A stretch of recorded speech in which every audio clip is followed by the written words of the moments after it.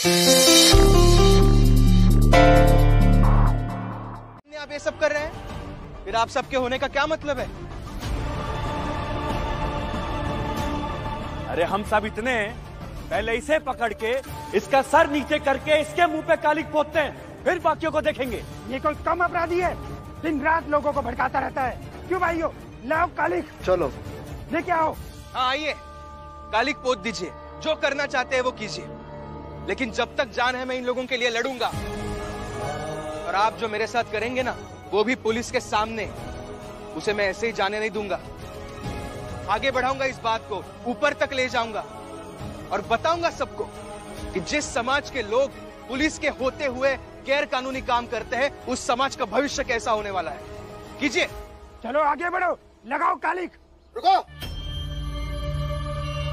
कैदी को साथ जो करना है करो, लेकिन भीमराव को कुछ नहीं होना चाहिए। ये सचेतक समाचार से आए हैं, पत्रकार है ये, इसलिए इसे कुछ नहीं कर सकते।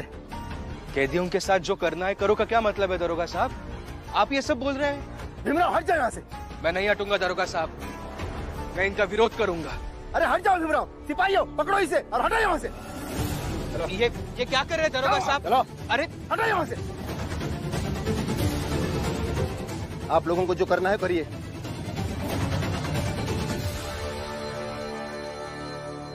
सर नीचे करो, आंखें नीचे करो, झुकाओ सर, नीचे करो, आंखें नीचे करो, सर नीचे, नीचे करो सर नीचे, आंखें नीचे। तुम भी पीछे मत। कहा ना सर झुका।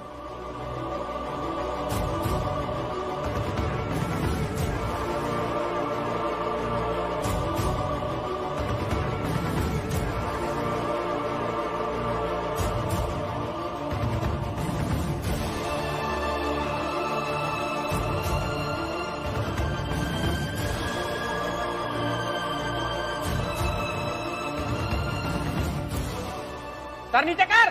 सिर नीचे नहीं झुकाऊंगा मैं।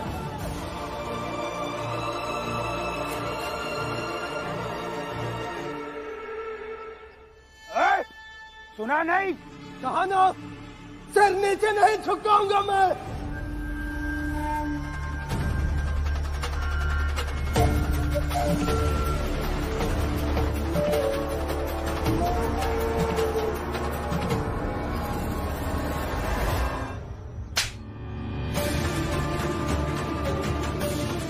आंखें नीचे कर। अपराधी नहीं हूं मैं, तो क्यों सिर नीचे करूं? नीचे कर। देखिए, आप इन्हें ऐसे मार नहीं सकते साहब, आप कुछ बोलिए। अरे ये कैसी बात कर रहे हैं आप? मैंने तो उस भीमराव को परेशान करने के लिए आपको उसे अपराधियों के पास भेजने को कहा। आप उसे सच में पत्रकार बनाना चाहते, मतलब आप उस भीमराव की खबर को अपने अखबार में छापेंगे? तो छापेंगे ना, क्या खबर लाएगा वो अपने जात के लोगों की अपराधी होने की? तो लाने दो ना। कम से कम जिस जात के उज्जवल भविष्य की वो कल्पना करता है, उसी जात के लोगों के काले वर्तमान की जब वो दास्तान लिखेगा तो मजा आएगा।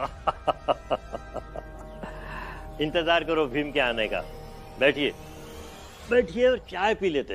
बैठिए। अरे क्या बैठो सेठ, आप समझ नहीं रहे हैं, क्या फर्क पड़ता है वो भीमराव कोई भी खबर लेकर आए। क्या है ना सेठ जी, वो भीमराव कोई कहानी लेकर आएगा और आप उसे अपने अखबार में छापने की बात कहेंगे ना, तो उस भीमराव को खुद को पत्रकार जैसा लगेगा कि पत्रकार हूं मैं। बस यही नहीं चाहता मैं। अरे उस भीमराव को हमने इंसान तक तो महसूस नहीं होने दिया और आप पत्रकार बनाने पे तुले हैं। मुझे कुछ अलग तरीके से भीमराव को हैसियत में लाना है। आप इंतजार कीजिए कि क्या होता है। चाय मंगवाता है, थोड़े पीते हैं। छोड़िए सेठ जी। पूरन निम्न जाति का है, बहुत ही कुख्यात अपराधी है। उसने अपनी ही बस्ती में आग लगा दी, जिसमें बहुत से लोग जलकर मर गए। तुम्हारी जात के ही लोग थे। यही इसका अपराध है और यही इसकी कहानी है। चलो अब जाओ यहां से। ये तो बहुत बड़ा अपराध है।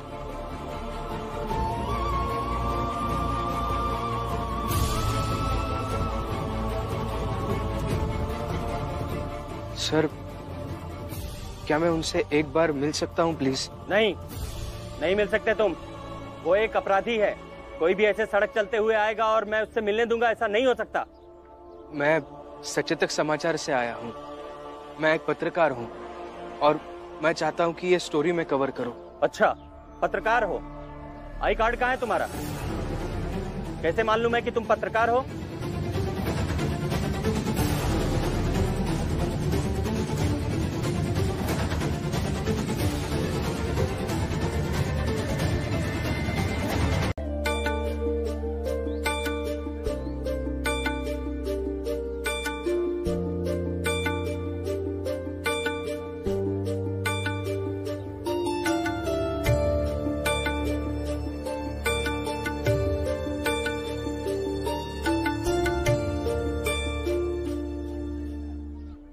क्या हुआ? पूछ ली कहानी? हो गई तसल्ली? अब इन सबसे दूर रहो। देखिए बाबा, मैं आपका डर समझ सकता हूँ, मगर मुझे लगता है अधिकारी ने जो कहानी सुनाई, उस पुलिस अधिकारी ने जो कहानी बताई वो गलत लगी मुझे। कोई अपनी ही बस्ती में आग कैसे लगा सकता है? जरा सोचिए ना। इसलिए मुझे उस आदमी से एक बार बात करने दीजिए। शायद वो जो कहानी बताएगा ना, वो सही और असली कहानी होगी। हो गया? तुम इन पछड़ों में मत पड़ो। पढ़ना होगा बाबा, पढ़ना होगा। आपने ही 1000 बार बताया है मुझे, भीम बेटा दूसरों के लिए जिया कर। फिर वो दूसरे चाहे घर के हो, अपनी चाल के हो, इस समाज के हो, या फिर जेल का कोई कैदी हो। और फिर आप सोचिए ना बाबा, वो आदमी रोज इंतजार करता होगा कि कोई एक बंदा आए, मुझसे मेरी कहानी सुने, मुझे हिम्मत दे, ढाढ़स दे। अरे सुनो सुनो सुनो, इधर आओ इधर आओ। अरे आज है ना जेल के बाहर बवाल हो गया। अरे कुछ निम्न जाति के कैदी आए हैं पुणे से बंबई, और वो रास्ते पर चल रहे थे, तब उनके ऊपर सब पत्थर और कीचड़ फेंक रहे थे। लेकिन फिर भीमराव आ गया और आकर बहस करने लगा और उलझ गया मामला। और फिर उसी के चाल का कोई आया और उसे पकड़कर ले गया। अरे हमने भी सुना है भीमराव का नाम। निम्न जात को हमारे बराबर करना चाहता है, जो कभी होगा क्या? हमें तो लगता है यहाँ भी इन लोगों को जगह नहीं दी जानी चाहिए। एक भीमराव एक कदम आगे बढ़ाना चाहता है अपनी जाति को, और हम सब मिलकर 100 कदम पीछे कर देंगे पूरी भीम जाति वालों को। और हम पीछे रह जाएंगे? इस गलतफहमी में मत रहिए, हम बढ़ेंगे, हर हाल में आगे बढ़ेंगे। देख रहे हैं तेवर? भीमराव के कारण जिसे देखिए इसमें से तेवर आ गए। जब तक भीमराव को मिटा नहीं देंगे, तब तक इन निम्न जात वालों को सबके बराबर होने की बीमारी नहीं जाएगी। बीमारी नहीं है ये, और इसे बीमारी का नाम मत दीजिए, नहीं तो बहुत बुरा होगा। क्या बुरा होगा? हमें भी बताना जरा। अरे यही मार डालेंगे तो भीमराव को पता भी नहीं चलेगा कि वो आकर धरना दे या नौटंकी करे। इसलिए जाकर अपना काम करो। छूकर तो दिखाइए। एक खरोच भी आई ना तो भीमराव को पता चल जाएगा, और फिर वो यहाँ आकर आप सबसे हिसाब मांगेगा। देखते हैं कैसे पता चल जाएगा। इतना विश्वास है ना उस पर? कभी मिली भी हो क्या उससे? हाँ, ऐसी किस्मत है कि मिली हूँ। और मिली क्या? भीमराव मेरे। हाँ, नहीं दीदी। क्या मेरा? क्या मेरा? कुछ नहीं, बस इतना विश्वास है, अगर हमें कुछ हो गया तो भीमराव यहाँ जरूर आएंगे। भीमराव ऐसे है जो किसी के नाम या पहचान से नहीं आते, बल्कि वो वहाँ आते हैं जहाँ लोगों को उनकी जरूरत हो, जहाँ अन्याय हो, जहाँ अपराध हो। और अगर भीमराव ने उन कैदियों को लेके कोई बात कही है तो वो उसके तह तक जाएंगे, ये मेरा विश्वास है। क्या हो रहा है यहाँ पर? है? विश्वास वगैरह छोड़ो, काम करो। ऐसे बहस करके समय नहीं गंवाना है। भीम क्या करेगा हमें पता चल ही जाएगा। जाओ सब, ध्यान से काम करो।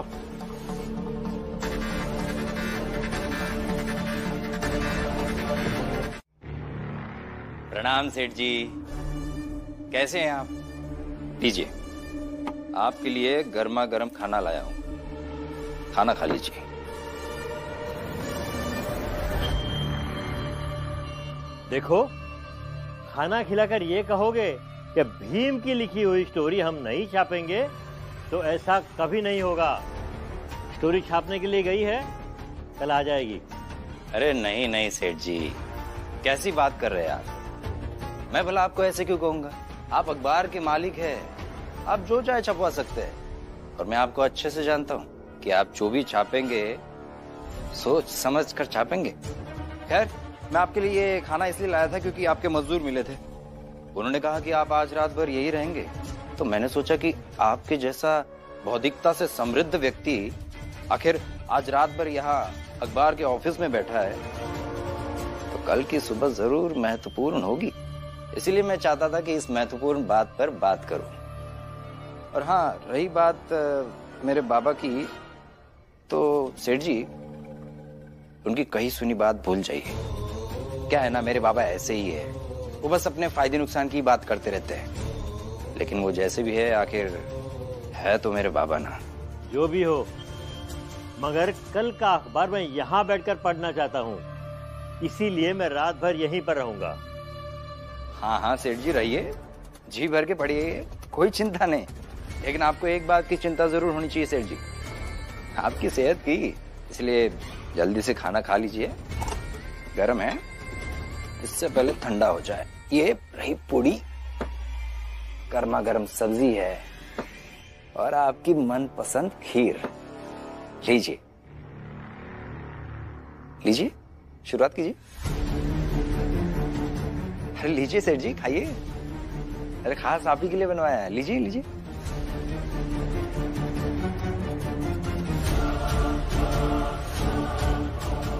वैसे सेठ जी, थोड़ा ये भी समझा दीजिए कि आज की ये रात इतनी महत्वपूर्ण क्यों है, जहां आपको यहां रात भर बैठना पड़ रहा है। ऐसी क्या खास बात है, थोड़ा हमें भी समझाइए।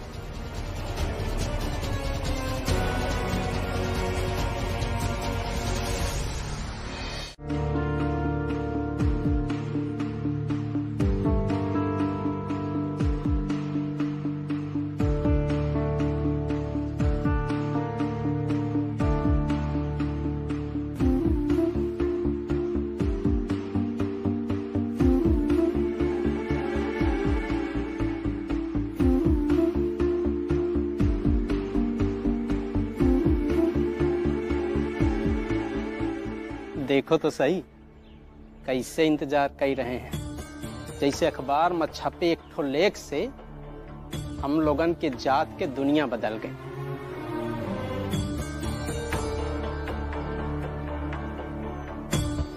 अब बाहर चलिए, सब लोग बुआ का इंतजार कर रहे हैं बाहर। बुआ का इंतजार? हाँ, बुआ कहकर गई है कि अपने भतीजे के लिए वो खुद अखबार ले आएगी, तो वो अखबार लाने ही गई है। और ये भी कहकर गई है कि कोई कहीं बाहर जाकर अखबार नहीं पढ़ेगा। अरे चलो, मिल गया, अखबार मिल गया। नानी आ गई। दीजिए नानी, ये ले। राम जी का आप पढ़कर सुनाइए ना। तू ही पढ़ ले बेटा।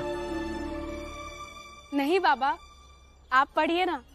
एक बेटे की उपलब्धि जब एक पिता पढ़े तो अच्छा तो लगेगा ही ना।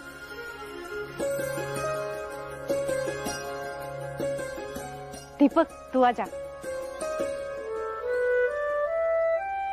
हाँ बाबा, पढ़िए ना। हाँ बाबा, और जोर से पढ़िएगा ताकि एक ही बार में हम सब भी सुन ले।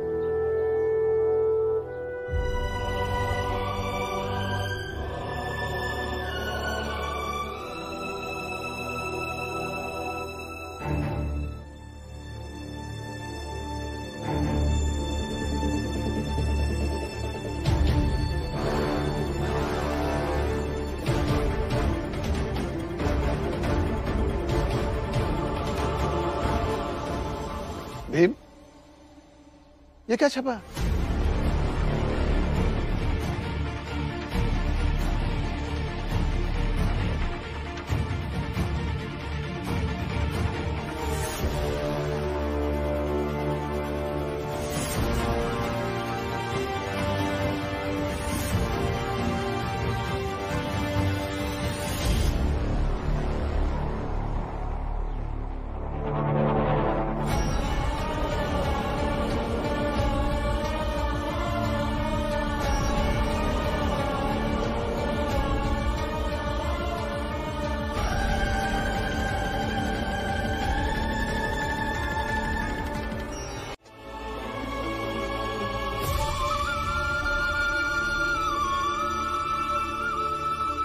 ये सब मैंने नहीं लिखा है बाबा।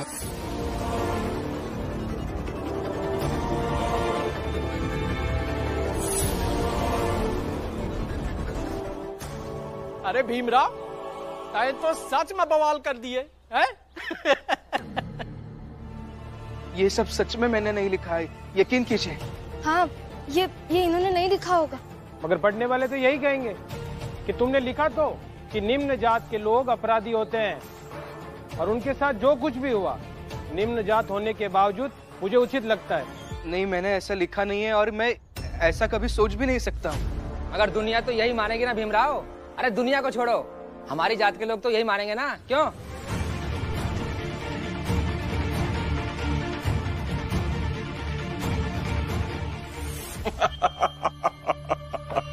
नमस्कार। नमस्कार नमस्कार। अरे क्या खबर छापी है आपने? जब से ये खबर हम बाप बेटों ने पढ़ी है ना, हमारी तो हंसी नहीं रुक रही है। कसम से। अरे छुपे रुस्तम निकले आप तो। बैठिए बैठिए। अरे क्या घुमाया आपने। सच कह रहा हूं, मैंने तो सोचा ही नहीं था कि आप ऐसा बवाल कर देंगे। सारी रात मैं यही सोचकर परेशान रहा कि पता नहीं आज के अखबार में क्या छपने वाला है। पता नहीं वो भीमराव अपनी जात के लोगों के लिए क्या लिखने वाला है। कहीं ऐसा ना हो कि आज की खबर छपने के बाद वो भीमराव नायक बनकर उभर जाए। पर आपने तो पूरा खेल ही बदल दिया। उस भीमराव की कहानी से एक शब्द ना लेकर सारी अपनी लिखी बातों को उसके नाम से छपवा दिया। अरे क्या तमाचा मारा है आपने उस भीमराव के मुंह पर। अब देखिएगा, जब आज की खबर भीमराव और उसका परिवार पढ़ेगा ना, तब देखिएगा कैसे उनके पैरों तले जमीन खिसकती है। अरे सुनो तुम दोनों, जाओ और पूरे शहर में ये अखबार बांट दो। हाँ, पूरे शहर को खुशखबरी मिलनी चाहिए। भीमराव, भीमराव, तुमने ऐसा क्या लिख दिया भीमराव कि सब लोग हमारा मजाक बना रहे?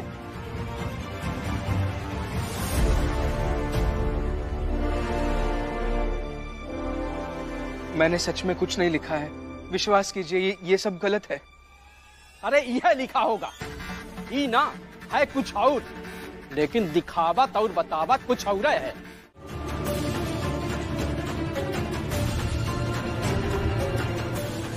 सोचा था वो भीम जो सड़क पर वहां अन्याय के खिलाफ चिल्ला रहा था वो सही है,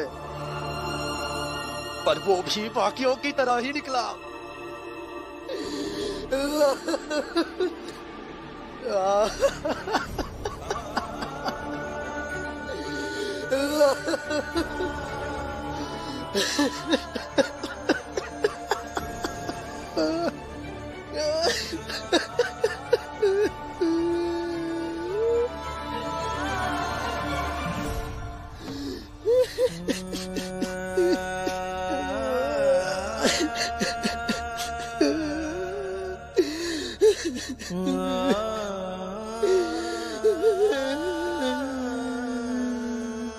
उठो पूरन, उठो।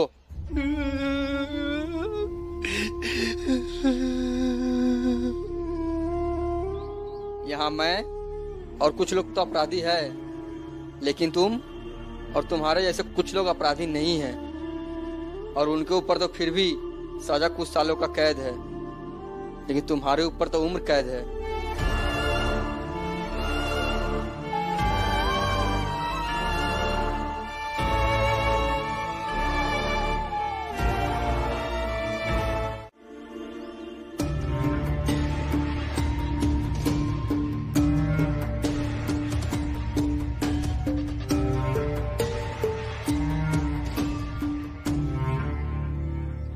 भीमराव, भीमराव, भीमराव,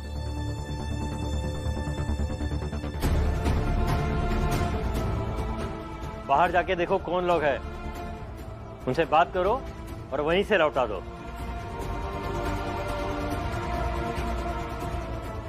अरे जाओ जल्दी।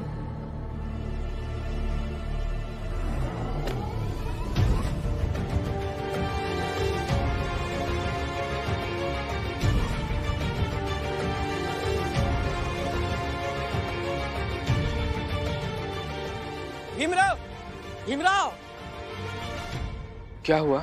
भीमराव, अखबार में जो लिखा है वो तुमने लिखा है या यहाँ के मालिक ने जानबूझकर तुमसे लिखवाया है?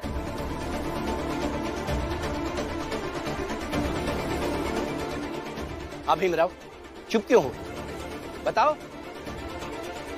अगर इस आदमी ने जानबूझकर तुमसे लिखवाया है तो अभी के अभी इस ऑफिस में आग लगाकर सब कुछ तहस नहस कर देंगे।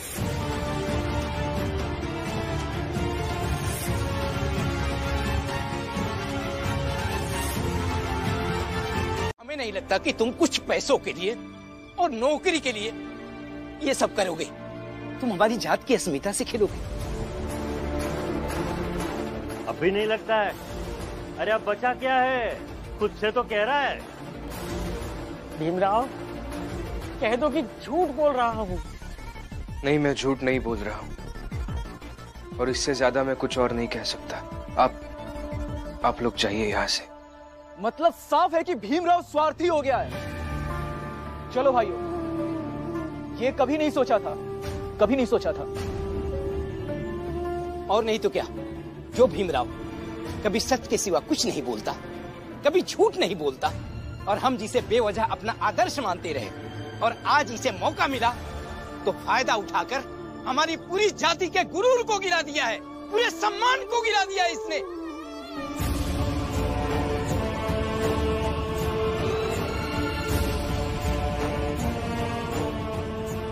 जाते हैं हम, और भीमराव, आज से तुम्हारा और हमारा रिश्ता खत्म। हाँ भीमराव, हम खून के रिश्ते से तो नहीं बंधे थे, मगर रिश्ता था। उस रिश्ते की हर एक डोर को हम तोड़ कर जाते हैं। हाँ, हम सारे रिश्ते तोड़कर जाते हैं। चलो चल।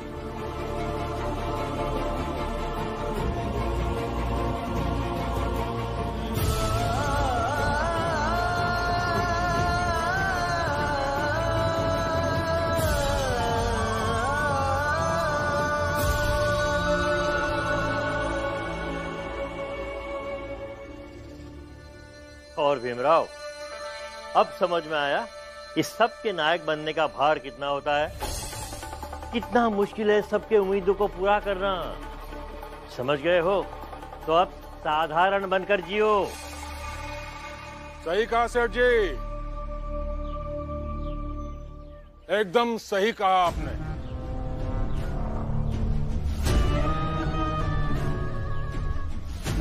क्या हुआ भीमराव?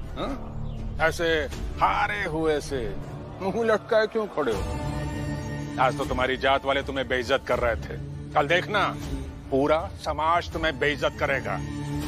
सुना मैंने अभी, तुम्हारी जात वाले रास्ते में बात करते जा रहे थे, उन्हें तो तुम्हारे नाम तक से घृणा हो गई है। बल्कि एक तो कह रहा था कि भीमराव गुब्बारे जैसा था जो फट गया। भीमराव तू तो गया, खत्म, समाप्त। मेरे सवाल का जवाब नहीं दिया सर आपने। कौन सा सवाल? कि क्या आपको डर लग रहा है? क्या हुआ? सब ठीक तो है ना?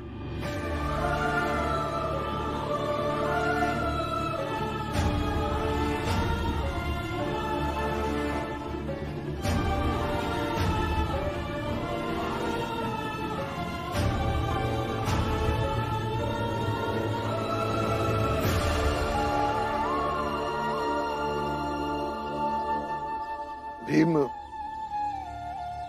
पूरे चाल वालों ने मिलकर ये तय किया है, ना ही तुम पूरन के बारे में बात करोगे और ना ही उसके लिए कोई लड़ाई लड़ोगे।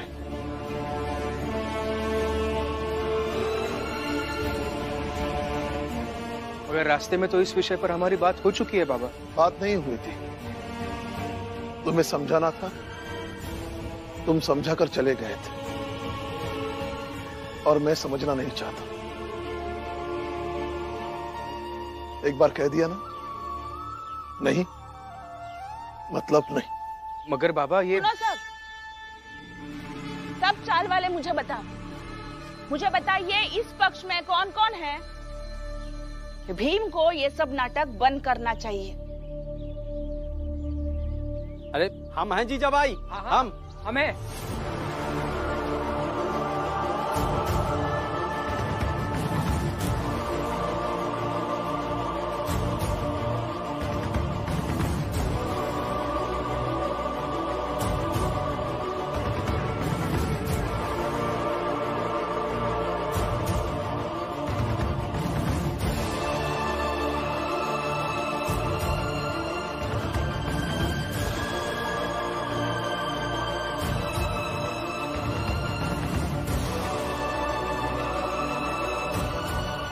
आप सब भी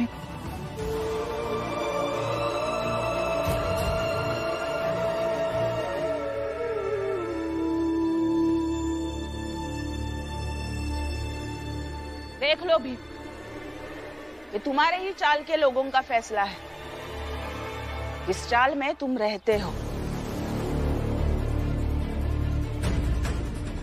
और भीमराव, ये फैसला मां सिर्फ तुम्हारे विरोधी ही नहीं है साथ मां, बल्कि जौन तुम्हारे समर्थक है ना, वो भी साथ हैं। यहाँ तक कि तुम्हारे बाबा राम जी भी।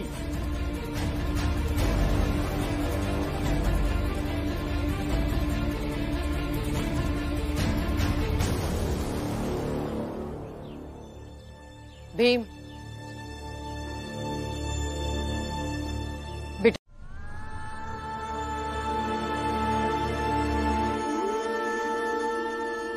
पहले तो मैं भी चाहती थी कि आप ये लड़ाई लड़े, मगर जब पापा ही डर गए हैं तो अब मैं भी यही कहूंगी कि आप ये लड़ाई मत लड़िए।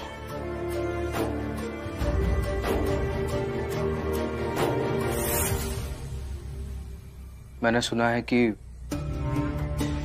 किसी भी वकील से लेटर लेकर अगर कोर्ट में जाकर परमिशन ली, कोर्ट ने लिख कर दे दिया, तो हम किसी भी कैदी से आसानी से मिल सकते हैं। सोच रहा हूं कि पूरन जी को मिलने का यह सही तरीका होगा।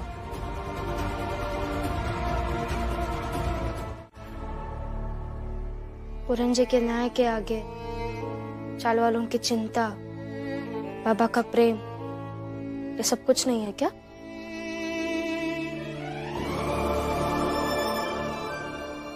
है ना। उन सबका प्यार, चिंता बहुत मायने रखता है। अगर हमारी जात का एक व्यक्ति जो मेरे हिसाब से अपराधी नहीं है, जेल में सजा काट रहा है, उम्मीद लगा के बैठा है कि कोई तो आकर मुझे न्याय दिलाएगा, उसकी उम्मीद का कोई मोल नहीं है क्या?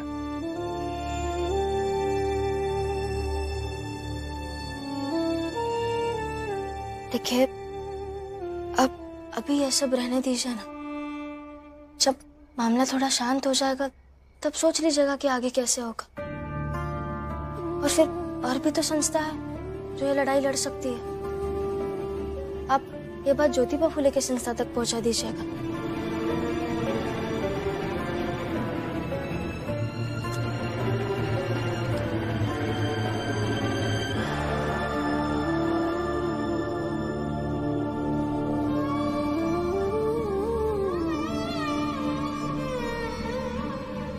मैं माध्यम बनने के लिए ये लड़ाई नहीं लड़ रहा हूं रमा।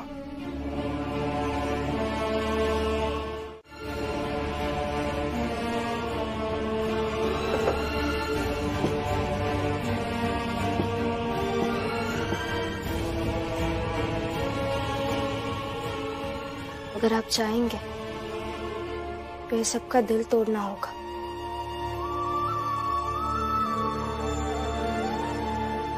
सो जाते हैं अभी।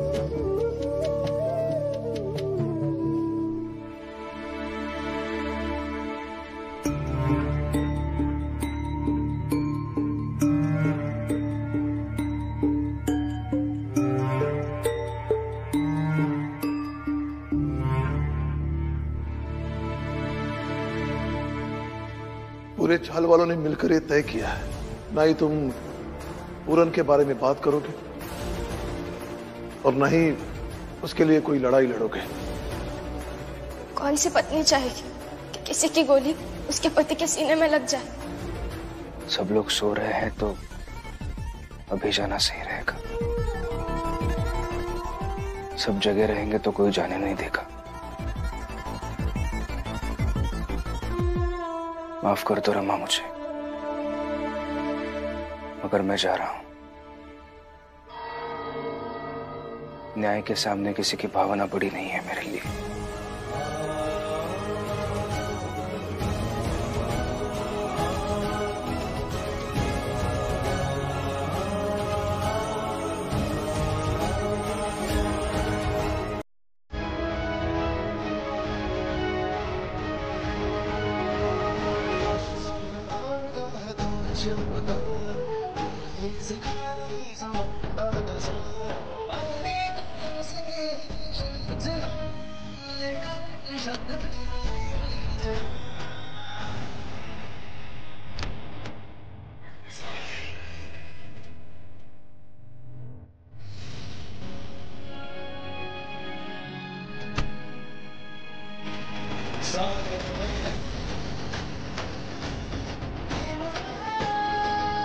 अरे तो जो भीमराव ने किया तो विश्वास तोड़ा सारी चाल वालों का, वो इसलिए सही हो गया क्योंकि हम लोगों ने भी गलती की थी।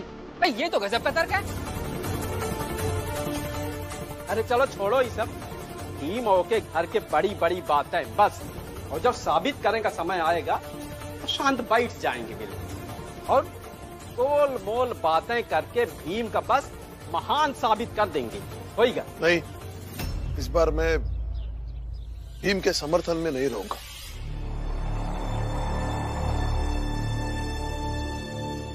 आप सबको भीम को जो सजा देनी है दीजिए, कुछ नहीं कहूंगा मैं, कुछ नहीं।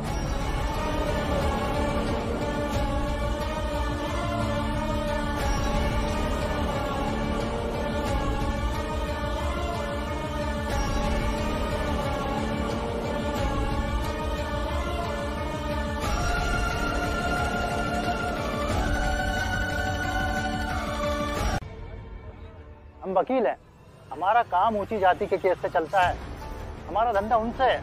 एक निम्न जाति के कैदी की हम मदद करेंगे ना तो ऊंची जाति में हमारी पूछ खत्म हो जाएगी, उनसे हमारी शत्रुता हो जाएगी। और पानी में रहकर मगर से बैर तो नहीं कर सकते ना, समझो। पढ़े लिखे हो ना, अपने घर वापस लौट जाओ और छोड़ दो उसके हाल पर। अब ऐसे भी वो निम्न जाति का है, बाहर रहेगा तो खाने खाने को तरसेगा, जेल के अंदर रहेगा तो आराम से रहेगा। सर बात समझने की कोशिश कीजिए। सर मैं अपनी पत्नी, बाबा, बुआ सबको नाराज करके घर से निकला हूं सर।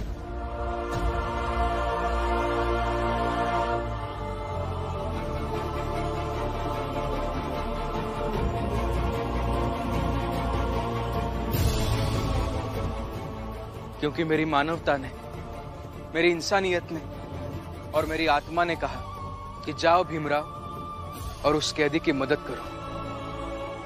आपका धंधा क्या कहता है ये मायने नहीं रखता सर, मायने ये रखता है कि आपकी इंसानियत, आपकी मानवता और आपकी आत्मा क्या कहती है। अब इतने बड़े वकील बने हैं आप, तो सिर्फ पैसे कमाने के लिए तो नहीं बने होंगे ना। इसलिए हाथ जोड़कर विनती कर रहा हूं, एक बार उनसे मिलने दीजिए, मैं सारा सच जान लूंगा। ठीक है, एक चिट्ठी लिख कर देता हूँ, तो अदालत में दो, वहाँ से परमिशन मिलती है तो इससे ज्यादा मैं तुम्हारी कोई मदद नहीं कर सकता। जी प्लीज सर।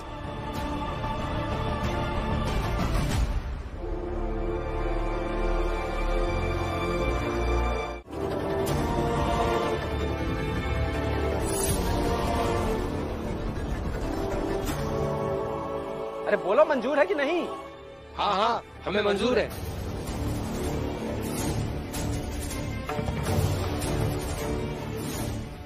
और जो भीम के समर्थक है वो भी बताएं, भीम को अगर सजा मिलेगी तो आप सब भी समर्थन में रहेंगे, रहेंगे ना समर्थन में? कहीं ऐसा तो नहीं भीम के साथ खड़े होकर पलट जाओगे? जीजा भाई,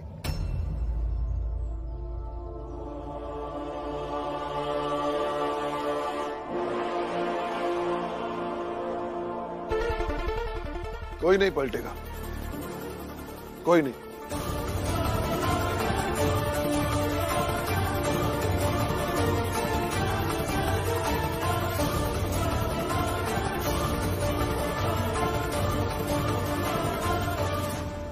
हमारू कहाँ जा रही है? और तू तो नहीं पलटेगी? इतनी देर से चाल का एक सदस्य बनकर खड़ी थी ना आपके साथ, तो अब कुछ पत्नी धर्म निभाने जा रही। अब निश्चिंत रहिएगा, इस बार मैं आप सबके खिलाफ नहीं जाऊंगी।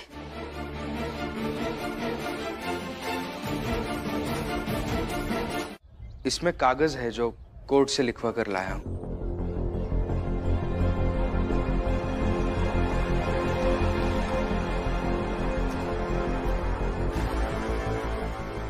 ये ठीक है ना?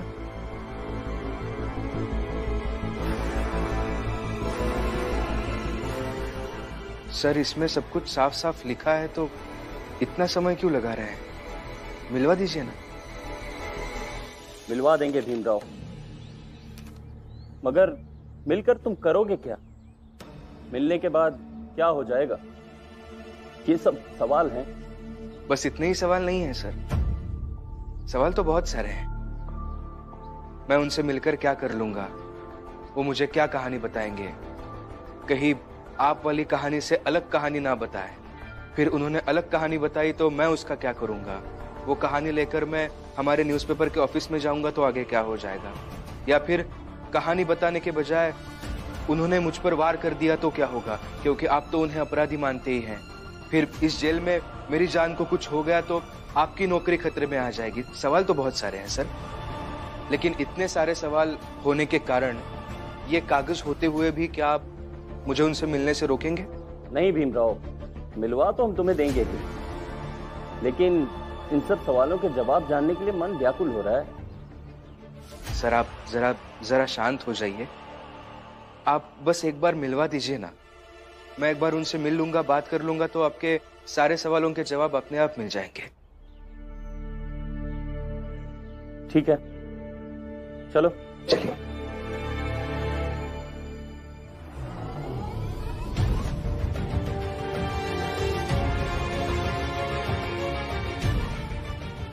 सर, ये आपके लिए। क्या है ये? एक बार पढ़ लीजिएगा, समझ में आ जाएगा आपको।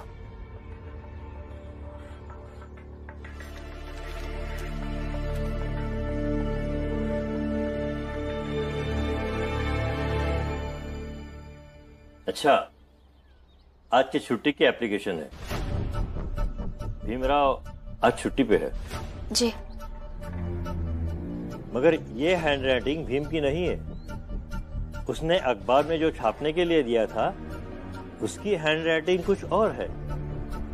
ये उन्होंने नहीं, ये एप्लीकेशन मैंने लिखा है। तुम्हें भी लिखने आता है?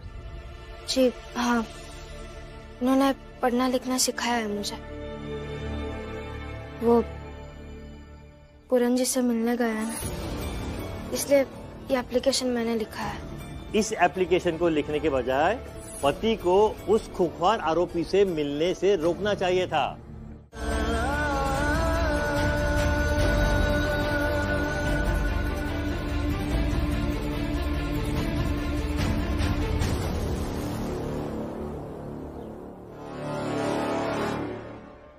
ए पुरान, ए पुरान, ये भीमराव आया है तुमसे मिलने।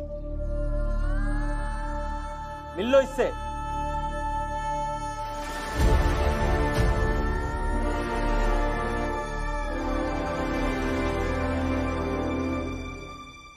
मुझे किसी से नहीं मिलना है, चले जाओ यहां से।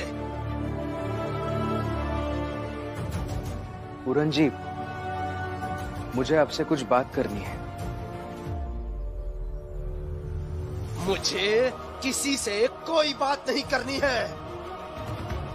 उस दिन देखा था मैंने आपको सड़क पर, लोगों ने आपको मारा, सर नीचे झुकाने के लिए कहा, लेकिन फिर भी आपने नहीं झुकाया।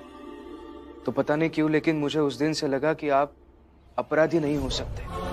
लेकिन फिर उसके बावजूद भी आप यहाँ सजा काट रहे हैं, कैदी बने हुए हैं। तो ये कुछ समझ नहीं आ रहा है। आप अगर आपकी कहानी मुझे एक बार बता देंगे तो।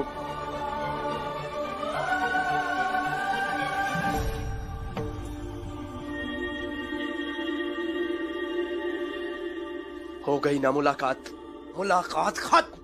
जाओ यहां से।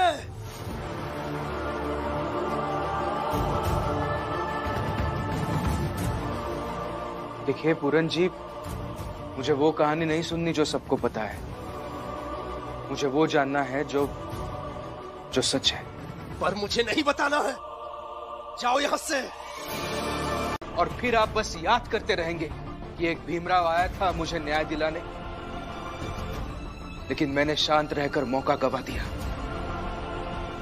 और हाँ पूरन जी, आगे कभी किसी रास्ते पर 2-4 लोग आकर अगर आपको मारने लगे और अपना सर नीचे झुकाने के लिए कहेंगे तो सर नीचे झुका लीजिएगा, क्योंकि आपने ये मौका गवाया है। और जो व्यक्ति खुद से मौका गवाता है ना, उसे उम्मीद नहीं रखनी चाहिए, सपने नहीं देखने चाहिए कि एक ना एक दिन मुझे न्याय मिलेगा और सब कुछ बदल जाएगा। बस एक आखिरी बात, आज अगर आप ऐसे ही चुपचाप खड़े रहे ना, तो आगे कभी कोई आपके न्याय के लिए खड़ा नहीं रहेगा। ना खड़ा हो कोई, पर तुम जाओ यहां से। हाँ, जा रहा हूं मैं यहां से। यही बात सच मानकर जा रहा हूं मैं यहां से कि आपने ही अपनी बीवी और अपने बच्चे की जान ले ली, उन्हें जला डाला, अपने घर को जला दिया। यही बात सच मानकर जा रहा हूं मैं यहां से।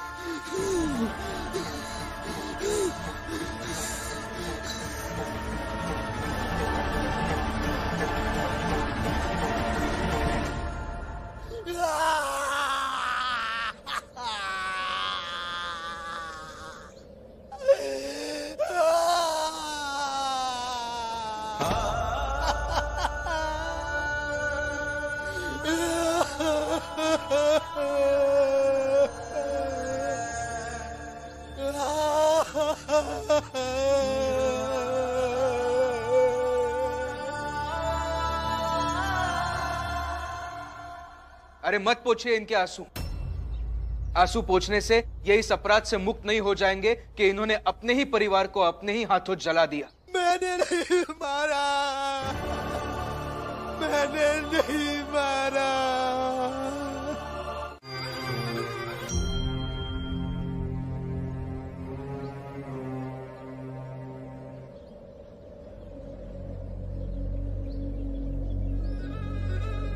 मेरे बेटे का ब्याह था। पुणे में अच्छी मजदूरी कमा लेता था, पैसा ठीक ठाक था, तो ब्याह बहुत खुशी से धूमधाम से किया। एक घोड़ी लाया था। मेरा सपना था कि मैं अपने बेटे को सेहरा पहनाकर घोड़ी पर बिठाऊं। बहुत अच्छा लग रहा था वो। फिर हम लोग बारात लेकर निकले, खुशी खुशी।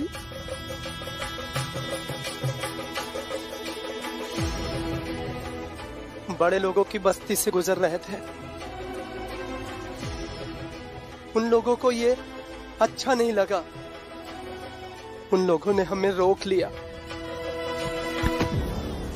उन लोगों ने मेरे बेटे को बहुत मारा। उसे घोड़ी से उतारकर जमीन पर पटक दिया और मुझे भी बहुत मारा।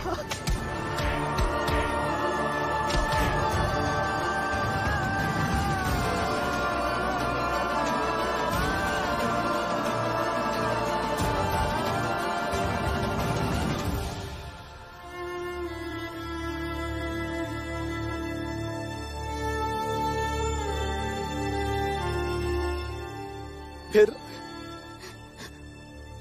मैं अपने बेटे को पैदल ब्याह के लिए ले गया।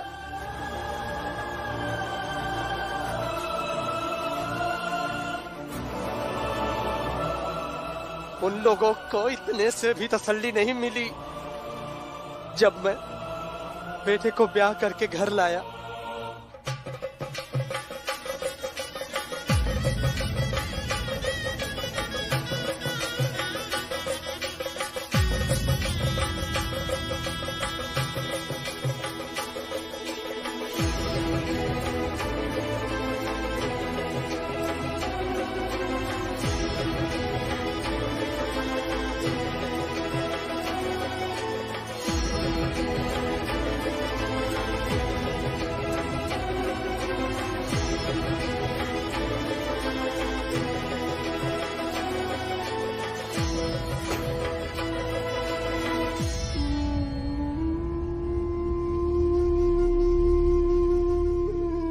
बहू की पहली रात थी।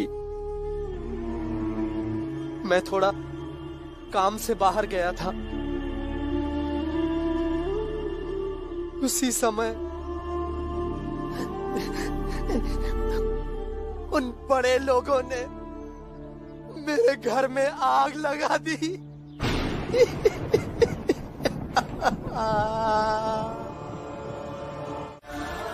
न्याय से ज्यादा मुझे मौत दे दो, मुझे मौत दे दो, मैं मर जाऊंगा।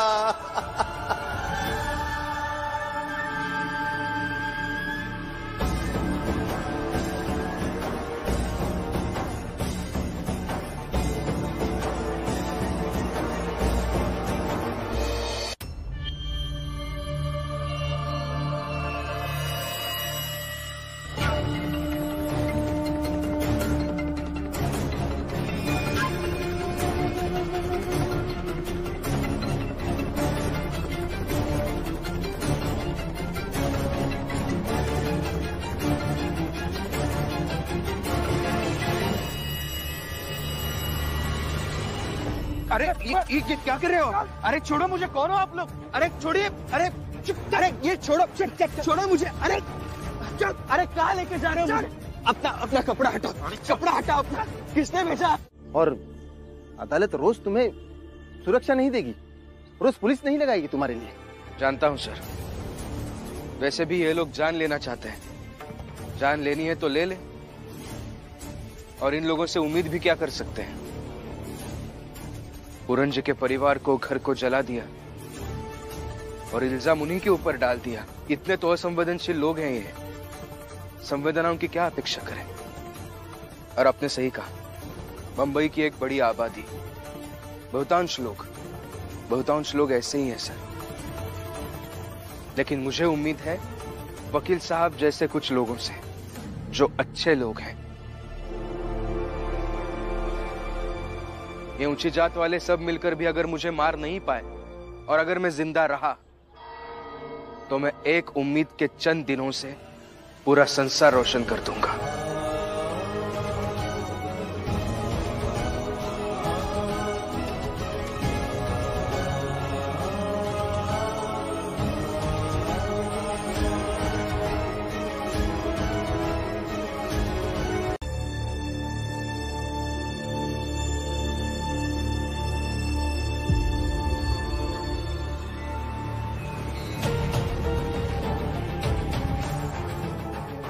ले आ गया वकील।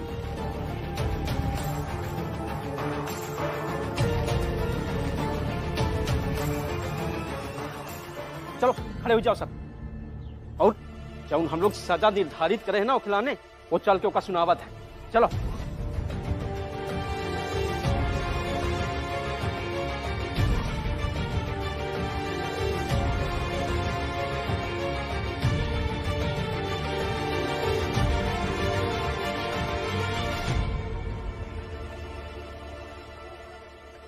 मुझे माफ कीजिए, आप सबका विरोध होते हुए भी मैं पूरन जी से मिलने गया।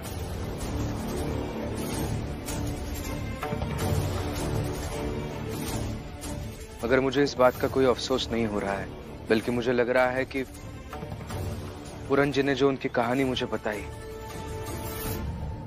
आप सबको भी एक बार वो कहानी सुननी चाहिए। ए, हमका नहीं सुननी कौनो कहानी वहानी तुम्हारी। और हम लोग यहाँ ना तो तुझसे बहस करें कराने खड़े हैं और ना ही अपन चेहरा दिखाने खातिर। हम चाल वालों ने मिलके एक फैसला किया है, वह सुनामे खातिर यहाँ खड़े हैं। और वो फैसला ये है कि अगर तुम पूरन के लिए लड़ाई लड़ते रहोगे तो इस चाल के अंदर नहीं रहोगे, इस चाल के बाहर रहोगे।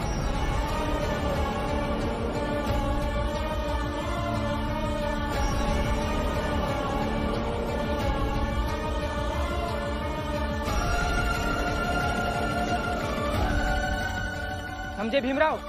क्योंकि कम से कम इस पूरे मसले पर कल को पुलिस आकर पकड़कर ले जाए, कोई आकर मारने लगे तो तुम बाहर रहोगे, तो हम सब साफ साफ कह सकें कि भीम से इस केस को लेकर कोई मतभेद नहीं है, इसलिए तुम इस चौल से बाहर ही रहोगे। अगर ऐसा कुछ हुआ तो हम सब घर वाले आकर कहेंगे कि भीम के साथ साथ हमें भी सजा दीजिए। जो भी सजा है, जो भी दंड है, आपस में बांट दीजिए।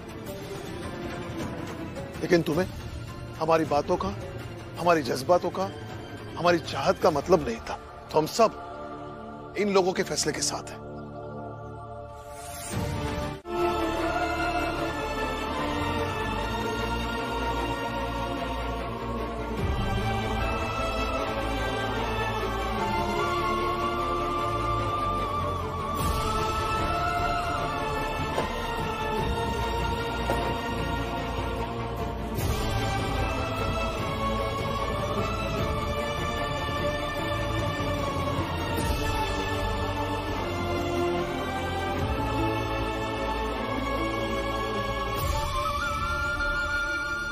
आप बैठ जाइए वहां।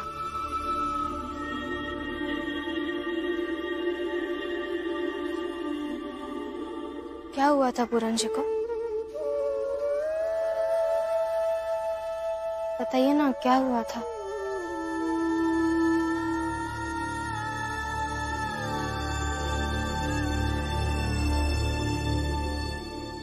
थैंक यू रमा, तुमने मेरी छुट्टी का एप्लीकेशन ऑफिस में दिया। आपको कैसे पता? अंदाजा लगाया। और वैसे भी एप्लीकेशन उन तक नहीं पहुंचा होता तो ढूंढ ढूंढ कर मुझे बहुत सारी चीजें सुनाते। नीति, अनुशासन, ऑफिस, मालिक, नौकरी, पता नहीं क्या कुछ सुनाते। और वैसे भी तुम्हारे सिवा मेरा एप्लीकेशन कौन दे सकता है? अब आप इतना समझते हैं तो ये भी समझते होंगे कि अपने जेल में क्या देखा, क्या सुना। मैं भी जानना चाहती हूँ। तुम उन लोगों के साथ खड़ी थी, तो इस वक्त तुम्हें कुछ बताना मुझे जरूरी नहीं लग रहा है।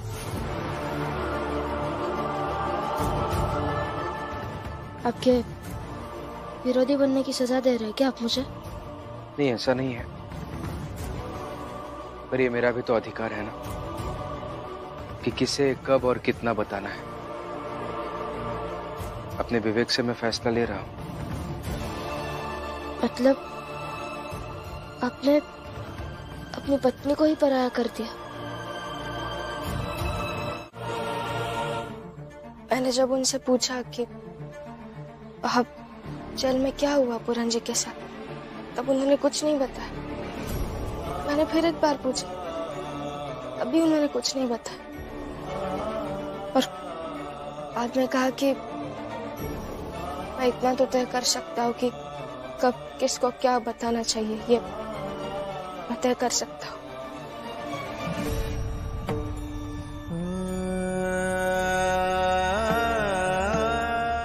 ये बहुत बड़ी बात नहीं है, लेकिन मैं पत्नी हूँ उनकी, तो उनके ऐसे व्यवहार से मुझे लगा कि उन्होंने मुझे पराया कर दिया।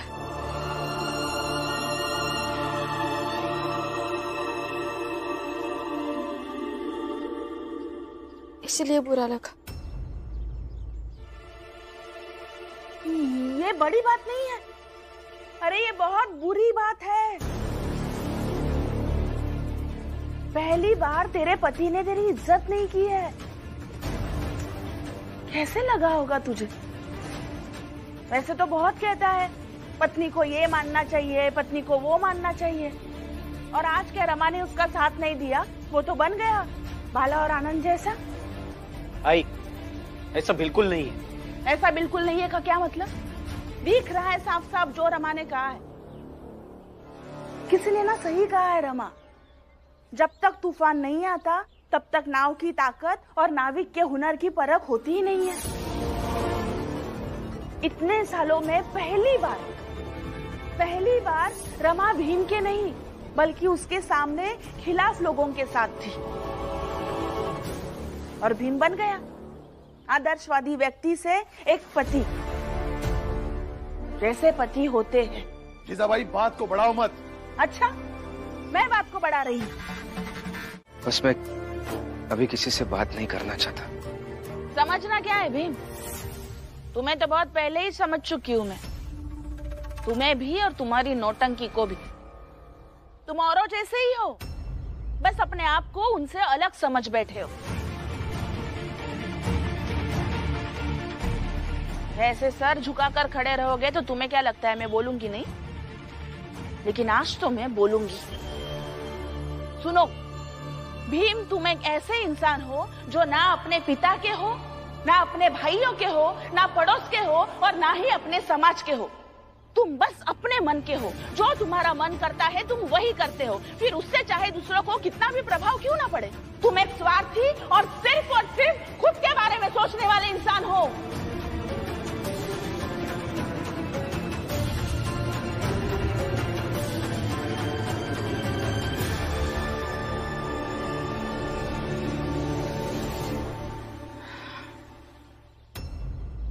अच्छा लगा आज, बहुत अच्छा लगा। तुम्हें तुम्हारे बारे में सब सच बताकर बहुत अच्छा लगा। आज दिल हल्का और दिमाग ठंडा हो गया। आज रात को अच्छे से नींद आएगी मुझे। मैंने नहीं मारा अपने बीवी बच्चा का, अपने बहू को मैंने नहीं मारा। न्याय से ज्यादा मुझे मौत दे दो, मुझे मौत दे दो, मैं मर जाऊंगा। किसी किसी का दिल तो हल्का भी नहीं हो पाता, ना वो किसी को कुछ बता पाते हैं, ना कोई उनसे बात करता है, ना कोई उनकी बात समझता है, ना कोई उन्हें न्याय दिलाता है। उनके दिल पर कितना भार होता होगा। ऐसे लोगों के बारे में भी सोचिए कभी। आप मतलब आपको, मुझे, हम सबको ऐसे लोगों के बारे में सोचना चाहिए। तो तुम सोचो, मैं जा रही हूँ।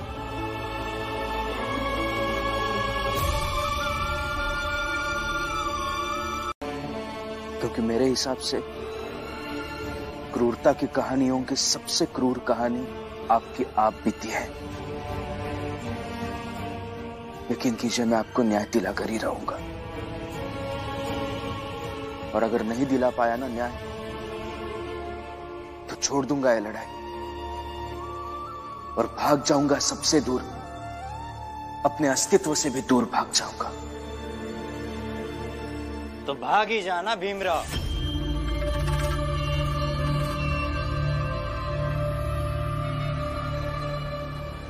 भाग जा, इतना सोच क्यों रहा है? और वैसे भी तुझे रोकने वाला तो कोई है नहीं, क्योंकि अब तो तेरे चाल वालों ने ही तुझे चाल से भगा दिया। तो अब तू खुद ही भाग जाएगा तो अच्छा है ना? वैसे ये बात तो है कि तुझे ऐसे देखकर मुझे बुरा लग रहा है, और बुरा इसलिए लग रहा है क्योंकि इन्हीं चाल वालों के लिए तो कितना सोचता था ना, इनके न्याय के लिए, इनके हक के लिए, इन्हें बड़े लोगों जैसा बनाने के लिए लगा रहता था। लेकिन आज एक तरह से तुझे धक्के मारकर चाल से बाहर कर दिया, वो भी तेरे अपने चाल से। और जब तेरे अपने नहीं हुए तो वो अपराधी तेरा क्या अपना होगा? इसलिए छोड़ दे ये लड़ाई, भूल जाओ उस कैदी को और उसकी कहानी को। क्यों अपनी जान देने पे तुला हुआ है, वो भी इन लोगों के लिए। ये लोग सिर्फ अपने मतलब की सोचते हैं और अपने मजे के लिए जीते हैं। और मैं सच कह रहा हूं, अगर तुझे यकीन नहीं आता ना तो अंदर जाके देख, तेरे विरोधी जश्न मना रहे हैं तुझे अपने चाल से बाहर करके। मेरी मानो तो तू आराम से नौकरी करता। अरे लोगों को रोजगार मिलना मुश्किल है, 2 वक्त की रोटी नहीं मिलती लोगों को, और तुझे तो नौकरी मिली है तो आराम से नौकरी करता, पैसे कमाता, हर जीवन सफल हो जाता तेरा। मगर के आगे जरा मुझे भी सोचने दीजिए। मेरे बारे में खुद ही सब सोचकर तय मत कीजिए। ठीक है, इसके बारे में नहीं सोचते हैं, लेकिन एक बात मैं तुझे बहुत सोच समझ कर कह रहा हूं। आज तू जैसे यहां पर अकेला खड़ा है ना, वैसे ही ये सब लोग तुझे एक दिन छोड़कर चले जाएंगे और तू सचमुच अकेला हो जाएगा, एकदम अकेला।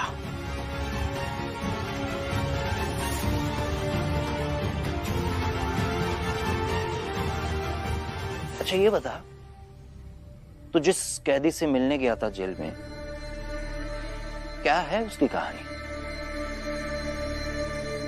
मुझे भी कहानियों में बहुत दिलचस्पी है, मुझे भी बता, मुझे भी जानना है। हाँ भीमराव,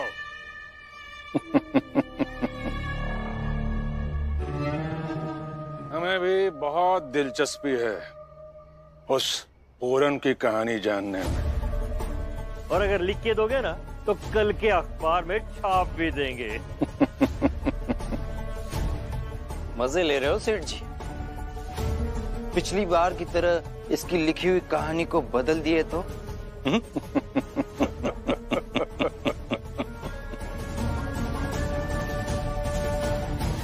क्या हुआ भीमराव, बताओगे नहीं? क्या हुआ तुम्हारे उस कैदी पूरन के साथ? है? लगता है बहुत बुरा लगा है, इसीलिए इसकी बोली निकल नहीं रही है। चलो मैं ही बता देता हूं, तुम ध्यान से सुनो भीमराव।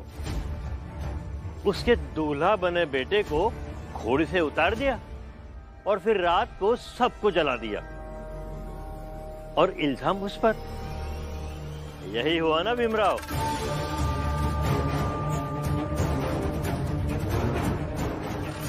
क्या हुआ भीमराव? शक्ल से तो लग रहा है बहुत दुख हुआ तुम्हें ये जानकर। अरे इसमें दुखी होने की कौन सी बात है?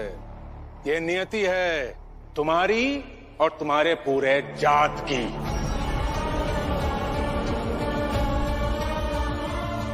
तुम सब बाध्य हो हमारी बात मानने की। हम जैसा चाहें वैसा करें। अगर हम चाहें तो घोड़ी से उतार सकते हैं, और अगर हम चाहें तो जलाकर राख भी कर सकते हैं। सहना पड़ेगा, तुम सबको ये सहना पड़ेगा। और अगर नहीं सह सकते तो फिर आग है, समुंदर का पानी है, जहर है, चाकू है। अरे जिससे मरना चाहो मर जाओ, पर अगर जिंदा रहोगे झेलना पड़ेगा ऊंची चाट को।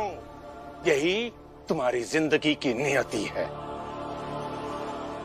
और भीमराव, सच कहूं तो ढूंढोगे ना तो ऐसे कई पूरन मिल जाएंगे जिनके बेटों को घोड़ियों से उतार दिया जाता है।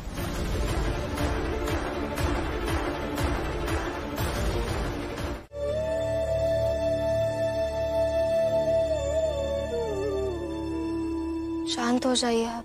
कैसे शांत रहूं रमा? कैसे शांत रहूं? और कैसे बताऊं तुम्हें कि मैं अंदर से कितना टूट रहा हूं, कितना दुखी हो रहा हूं।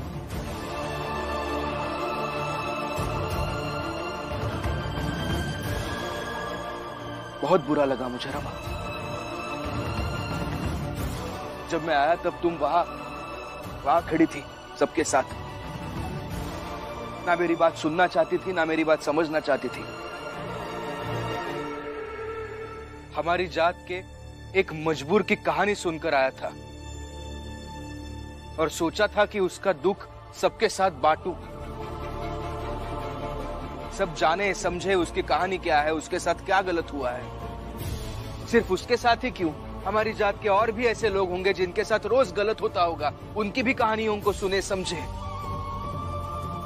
लेकिन सब बस एक ही बात लेकर बैठे थे कि मैंने उनकी बात नहीं मानी और मैं पूरन जी से मिलने गया। और तुम भी उन सब में शामिल थी। सबके व्यवहार से मुझे इतना दुख नहीं हुआ रमा जितना तुम्हारे कारण हुआ है। मुझे लगा था तुम कुछ तो बोलोगी, जानने की कोशिश करोगी। नहीं, सब बस बोलते रहे और तुम देखती रही। एक बार भी तुम्हें ऐसा नहीं लगा कि सबके सामने पूछना चाहिए कि बताइए उनकी कहानी क्या है? एक बार भी नहीं लगा तुम्हें?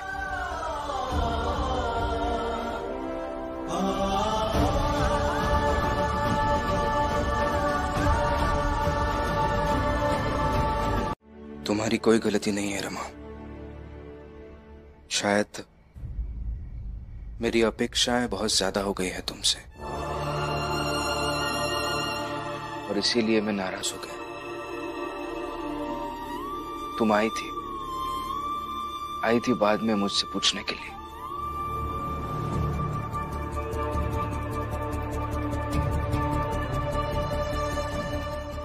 मुझे लगा था इन दोनों के बीच बहुत बड़ी खाई बना दूंगी, मगर ये तो एक दिन भी एक दूसरे से दूर नहीं रह पाए।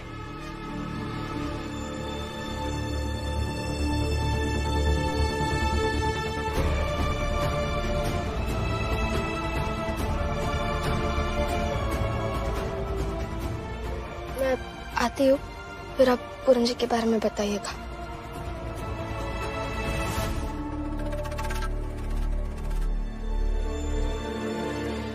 अब तू भी तेरे पति की तरह परिवार के फैसले के खिलाफ हो गई है। कम से कम थोड़ा तो लियाज कर। देखिए आई, आप मुझसे बहस मत कीजिए, बल्कि एक काम कीजिए। सुबह जब सारे चाय वाले जग जाएंगे ना, तो उनके साथ मिलकर एक पंचायत कर लीजिएगा कि आगे क्या करना। पर चाहे तो आप मुझे भी चाल से निकाल सकती है। बहुत जुबान चलाने लगी है ना तू। आई, मैं उनके साथ एक अलग संसार बसा सकती हूँ, इसलिए मुझे उनके पास जाना है। तेरी सास कह रही है नहीं जाएगी तू। पति के अलावा बात किसी और की होती तो शायद सोच भी सकती थी, अगर पति के नाम पर कैसे रुकूं? देखिए, आप जिद मत कीजिए, मुझे जाना है और मैं जाऊंगी। मैंने कहा ना रमा, तू नहीं जाएगी। जाऊंगी, जान रहेगी तो जाऊंगी।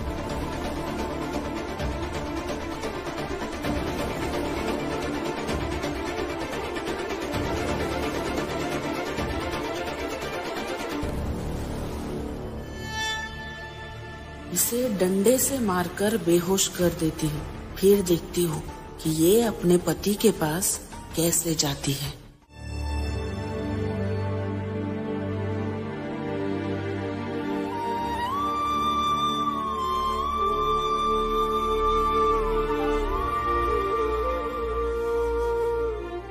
अब बताइए क्या हुआ था पूरन जी के साथ? पूरन जी अपने बेटे का खुशी खुशी विवाह कराना चाहते थे।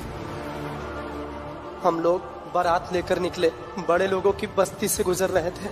उन लोगों ने मेरे बेटे को बहुत मारा, उसे घोड़ी से उतारकर जमीन पर पटक दिया। उन लोगों को इतने से भी तसल्ली नहीं मिली। उन बड़े लोगों ने मेरे घर में आग लगा दी। मेरी आंखों के सामने मेरा परिवार जल गया।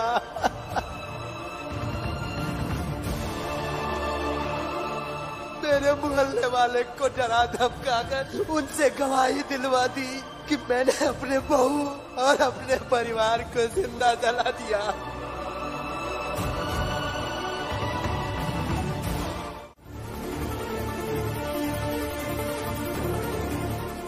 याद रखिए शिशुपाल जी, जब किसी के पेट पर लात पड़े तब उसके साथ रिश्ता हो या ना हो उदास हो जाना चाहिए। इंसान होने की ये पहली शर्त है।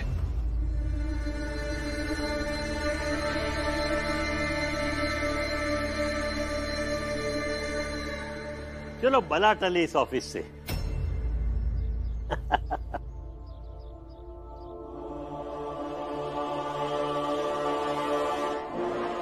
एक बात और सर,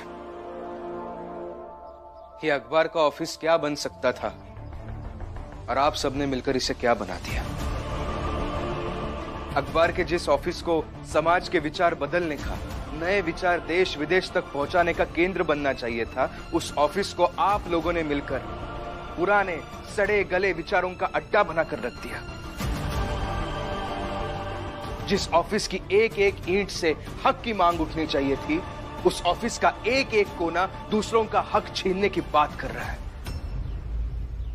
ये हार है सर, ये हार है आपकी और आपकी पत्रकारिता की।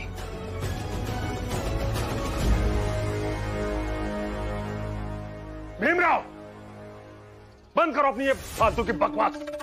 कुछ भी बोले जा रहे हो।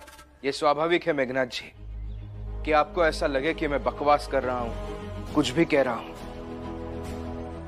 लेकिन जो ये अखबार का ऑफिस चला रहा है ना, उन्हें अच्छे से समझ आ रहा है कि मैं क्या कह रहा हूं, फिर चाहे वो स्वीकार करे या ना करे। चलता हूं सर, फिर मुलाकात होगी। साहिब मेरे साहिब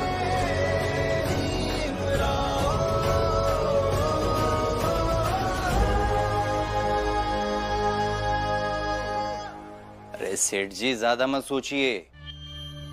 ये भीम की पुरानी आदत है, मैं अच्छे से जानता हूं। और यही तो उसका सबसे बड़ा हथियार है। वो अक्सर ऐसी बड़ी बड़ी बातें करके सामने वाले को उलझा कर चला जाता है। और इस वक्त हमें किसी भी उलझन में नहीं रहना है, बल्कि हमें अपने प्लान पर कायम रहना है। इन लोगों को हमें कैसे भी करके सबक सिखाना है। चलिए दरोगा साहब, आप जाकर अपना काम कीजिए, किसी भी तरह उस पूरन को निपटा दीजिए।